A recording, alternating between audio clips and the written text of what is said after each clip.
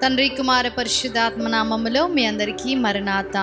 జీవాహారము అనే ఈ ఆధ్యాత్మిక కార్యక్రమానికి ప్రేమతో మిమ్మల్ని ఆహ్వానించుచున్నాము. ఈరోజు వాక్యాన్ని బైబిల్ గ్రంథము నుంచి ధ్యానించుకుందాం. లూకాసు వార్త 18వ అధ్యాయము 41వ వచనం అలాగే 42వ వచనం. వాడు దగ్గరకు వచ్చినప్పుడు ఆయన, నేను నీకేమి చేయగోరుచున్నావని అడగగా, వాడు, ప్రభువా, చూపు పొందగోరుచున్నాను నేను. యేసు, చూపు పొందుము, నీ విశ్వాసము నిన్ను స్వస్థపరచునని వానితో చెప్పెను. ఇక్కడ మనము చూచినట్లయితే మరి యెరికో పట్టణమునకు యేసుక్రీస్తు ప్రభువారు వచ్చినప్పుడు బహుజన సమూహము ఆయనను వెంబడించి ఉన్నారు.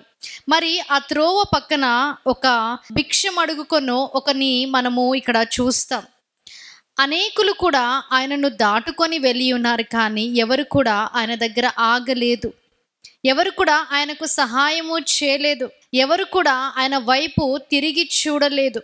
ఆయన మరి అడిగినప్పుడు, ఏంటి జన సమూహం ఏంటి, ఎవరు వచ్చి ఉన్నారు అని అడిగినప్పుడు ఇక్కడ వారు చెప్పినది ఏంటంటే, నజరేయుడు అయిన యేసు ఈ మార్గమున వెళ్ళుచున్నాడని వానితో చెప్పిరి.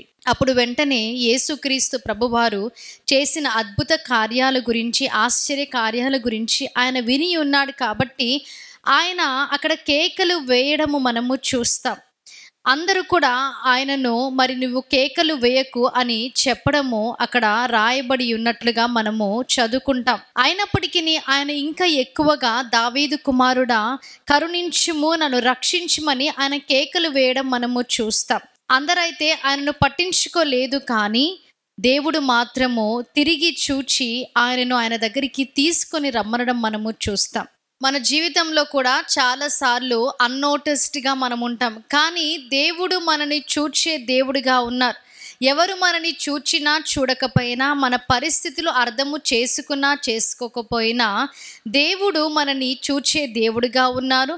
మన పరిస్థితులన్నీ కూడా ఆయన ఎరిగి ఉన్నాడు. ఇక్కడ కూడా ఈ గుడ్డివాని యొక్క పరిస్థితి ఆయన ఎరిగి ఉన్నాడు. అందుకే ఆ ప్రజలు ఆయనను ఆపినప్పటికీ దేవుడు ఆయనను తీసుకొని రమ్మని వారికి ఆజ్ఞాపించెను. ఎప్పుడైతే ఆయన దేవుని దగ్గరికి మరి తీసుకొని రాబడ్డాడో, మరి నీవు ఏమి కోరుకొనుచున్నావంటే, నేను చూపును పొందాలని అనుకుంటున్నానని దేవుడితో చెప్పడం మనము చూస్తాం.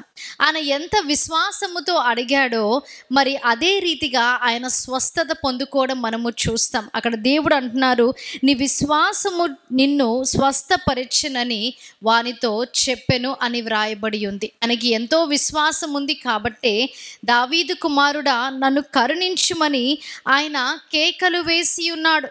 ప్రజలు ఆయనను ఆపినప్పటికీ ఆయన ఆగలేదు. అందుకే దేవుని దగ్గరికి తీసుకొని రాబడ్డాడు, ఆయన స్వస్థపరచబడ్డాడు. మన జీవితంలో కూడా అనేక సార్లు అట్టి పరిస్థితులు ఎదురవుతూ ఉంటాయి. మనుష్యులు మనను అంగీకరించలేని స్థితిలో, అలాగే మనుష్యులు మనని గమనించలేని స్థితిలో మనం ఉంటాం. మన పరిస్థితులు అర్థము చేసుకొని స్థితిలో మనం ఉంటాం. కానీ దేవుడు సమస్తము ఎరిగి ఉన్న దేవుడు. ఆయన దగ్గరికి మనము వచ్చినప్పుడు ఆయన మన పరిస్థితిని అర్థము చేసుకొని మన ప్రార్థనలో అంగీకరించి మనను దీవించి ఆశీర్వదించే దేవుడై ఉన్నాడు. ఇటు వాక్యాన్ని దేవుడు మీ హృదయంలో భద్రపరిచి దీవించునుగాక. ఆమేన్. ప్రార్థన చేసుకుందాం. మహాగణుడా, మహోన్నతుడా, పరిశుద్ధుడా, అత్యున్నత సింహాసనముపై ఆసీనుడవై ఉన్న మా దేవ, మీకు స్తుతులు స్తోత్రాలు. అవును తండ్రి, అలనాడు తండ్రి ఆ భిక్షగాని యొక్క తండ్రి కేకను మీరు ఆలకించి ఆయనను మీరు స్వస్థపరిచి ఉన్నారు.